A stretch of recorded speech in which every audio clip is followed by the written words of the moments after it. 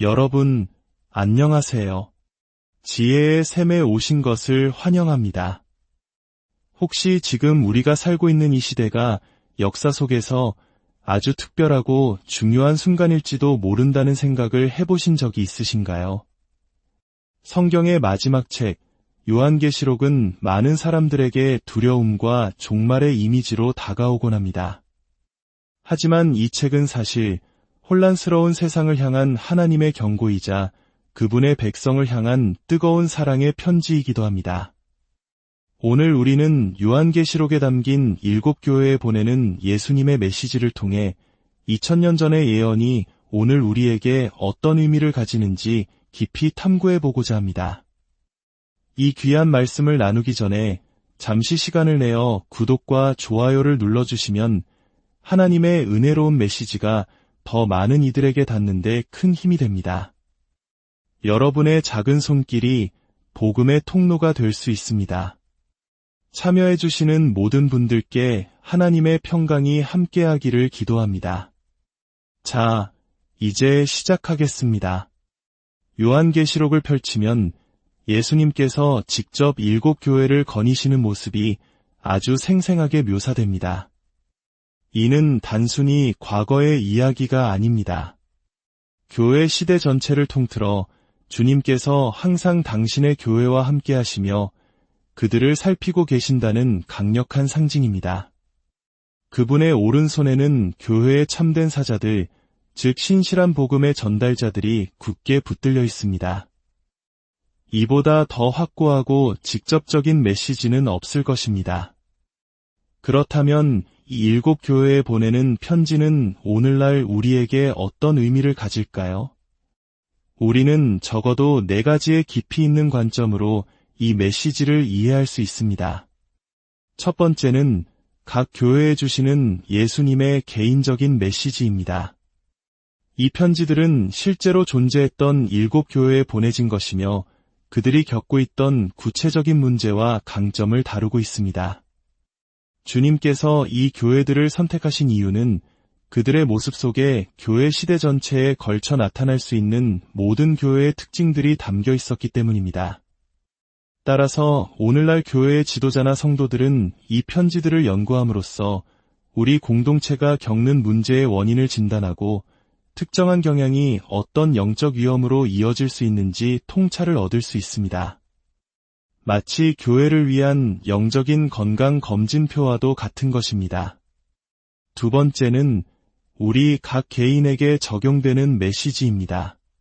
주님께서 교회를 향해 하시는 말씀은 곧 그 안에 있는 우리 한 사람 한 사람에게도 동일하게 적용됩니다.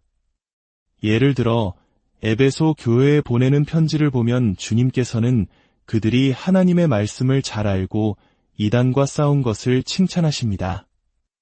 하지만 이어서 이렇게 책망하십니다. 그러나 너를 책망할 것이 있나니 너의 처음 사랑을 버렸느니라. 혹시 우리도 신앙생활을 하면서 성경 지식을 쌓고 교리적으로는 완벽해지는 데 몰두한 나머지 예수님을 처음 만났을 때의 그 뜨거운 사랑과 감격을 잃어버리지는 않았는지요? 지식은 반드시 필요합니다. 우리는 하나님의 말씀을 깊이 배우고 연구해야 합니다. 그러나 사탄은 교묘하게 우리가 지식에만 빠져 가장 중요한 핵심을 놓치게 만듭니다. 바로 예수 그리스도와의 인격적인 사랑의 관계 말입니다. 이 말씀은 우리 각자의 심장을 파고드는 주님의 음성입니다. 또 다른 예로 라오디게아 교회를 향한 말씀을 볼까요? 요한계시록 3장에서 주님은 이렇게 말씀하십니다. 볼지어다 내가 문 밖에 서서 두드리노니 누구든지 내 음성을 듣고 문을 열면 내가 그에게로 들어가 그와 더불어 먹고 그는 나와 더불어 먹으리라. 이 구절은 흔히 믿지 않는 사람들에게 복음을 전할 때 사용됩니다. 예수님께서 바로 당신의 마음의 문을 두드리고 계시니 그분을 영접하기만 하면 된다고 말입니다. 이처럼 7교회에 보낸 편지는 공동체뿐만 아니라 우리 각자의 영적 상태를 비추는 거울이 됩니다. 세 번째 관점은 목회자들에게 특히 중요한 적용입니다.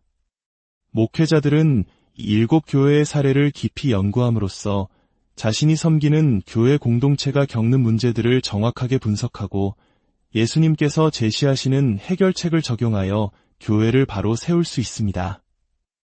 이는 교회를 건강하게 이끌기 위한 매우 강력하고 실제적인 지침서가 됩니다. 이제 네 번째, 그리고 가장 흥미로운 관점으로 넘어가 보겠습니다. 이 관점은 지난 수백 년간 교회 역사를 되돌아보며 비로소 명확해진 것인데 바로 예언적 적용입니다. 성경의 예언은 마지막 때가 가까워질수록 그 의미가 봉인해서 풀려 지혜로운 자들이 깨닫게 될 것이라고 말합니다.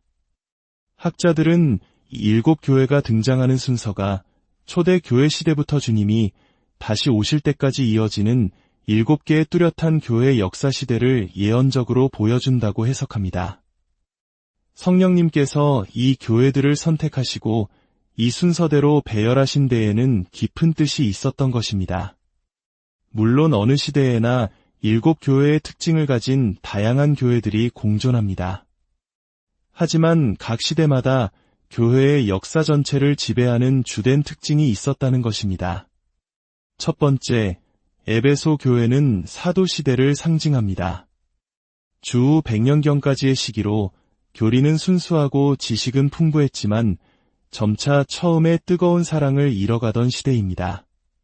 두 번째, 서머나 교회는 박해받는 교회를 상징합니다.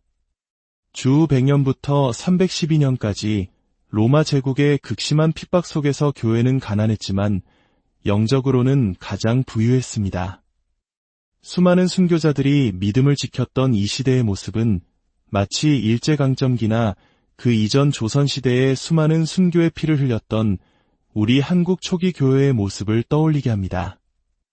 놀랍게도 예수님은 이 서머나 교회에 대해서는 단 한마디의 책망도 하지 않으셨습니다. 고난이 교회를 정결하게 만들기 때문입니다. 세 번째, 버가모 교회는 세상과 타협하는 교회를 상징합니다. 주후 312년 콘스탄티누스 황제가 기독교를 공인하면서 박해는 끝났지만 교회는 세상 권력과 손을 잡고 세속화되기 시작했습니다. 이때부터 로마 가톨릭 교회의 교계 제도가 발전하며 하나님과 성도 사이에 중간 계층이 생겨나기 시작했습니다. 네 번째, 두아디라 교회는 암흑시대를 상징합니다. 주후 590년부터 종교개혁이 일어난 1517년까지 교회는 영적으로 가장 타락하여 거짓된 형태로 변질되었습니다. 다섯 번째, 사대 교회는 종교개혁 시대를 상징합니다. 1517년부터 1750년경까지 종교개혁을 통해 교리는 회복되었지만 살아있다는 이름은 가졌으나 실상은 죽은 자와 같이 영적인 생명력을 잃어버린 형식적인 정통주의에 머무는 경향을 보였습니다. 여섯 번째, 빌라델비아 교회는 선교의 시대를 상징합니다. 1750년부터 1900년경까지 놀라운 부흥과 함께 전 세계로 복음을 전파하는 위대한 선교운동이 일어났습니다. 존 웨슬리, 조지 히필드와 같은 위대한 하나님의 사람들이 이 시대를 이끌었습니다. 이 빌라델비아 교회 시대는 놀라운 부흥을 경험하고 전 세계의 선교사를 파송하는 선교 한국의 뜨거운 열정을 떠올리게 합니다. 예수님은 이 빌라델비아 교회 역시 전혀 책망하지 않으셨습니다. 또한 이때부터 처음으로 종말론, 즉 성경의 예언을 문자 그대로 연구하는 움직임이 활발해졌습니다. 그리고 바로 이 빌라델비아 교회를 향해 주님은 놀라운 약속을 하십니다. 요한계시록 3장 10절입니다. 내가 나의 인내의 말씀을 지켰은즉 내가 또한 너를 지켜 시험의 때를 면하게 하리니이는 장차 온 세상에 임하여 땅에 거하는 자들을 시험할 때라. 여기서 시험의 때는 요한계시록에서 반복적으로 등장하는 대환난의 시기를 가리킵니다. 주님께서는 우리를 환난의 시간 속에서 지켜주시는 것이 아니라 그 끔찍한 시간 자체로부터 완전히 건져내시겠다.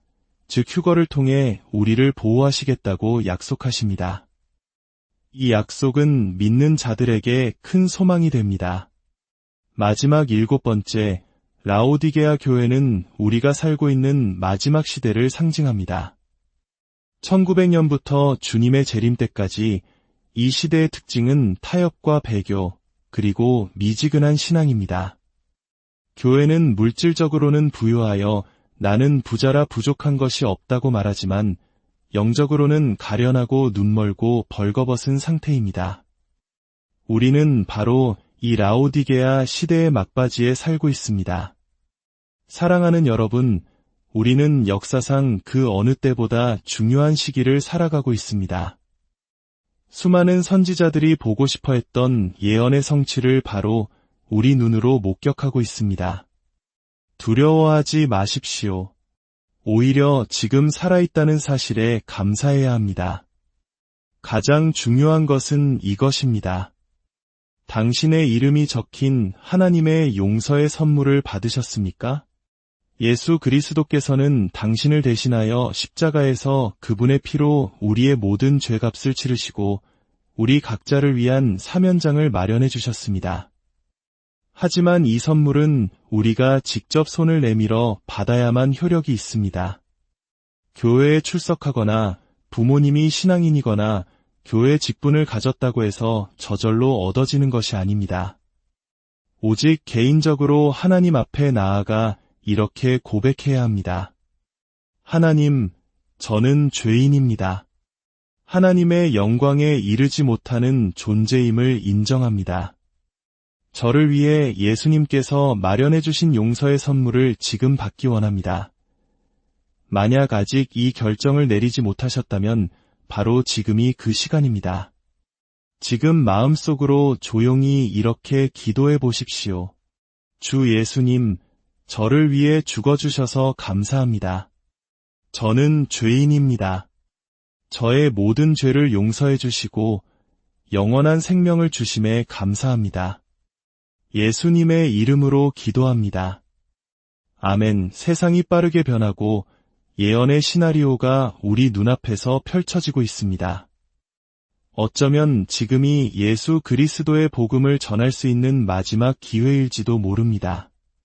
눈을 뜨고 깨어 있으십시오. 믿음과 기도로 마음을 가득 채우십시오. 주님께서 곧 오십니다. 그날까지 믿음의 경주를 끝까지 완주하는 우리 모두가 되기를 주님의 이름으로